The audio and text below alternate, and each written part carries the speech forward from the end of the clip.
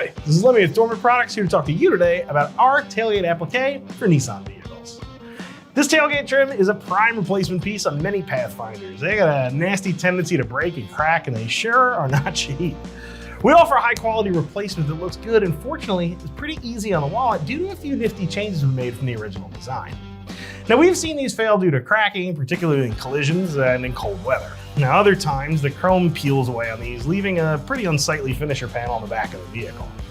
Nissan has a few different versions of this panel that differ based on the presence of a backup camera, and others are dependent on the hatch release button configuration. We eliminated the trunk release button from our design since it's usually not failed, you just don't need one. You can simply pop your existing one out of your trim panel and reinstall it into the new shiny panel.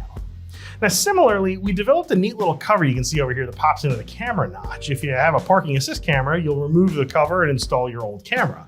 If you don't, you can just leave that cover in place and have a nice, neat appearance on the finisher panel.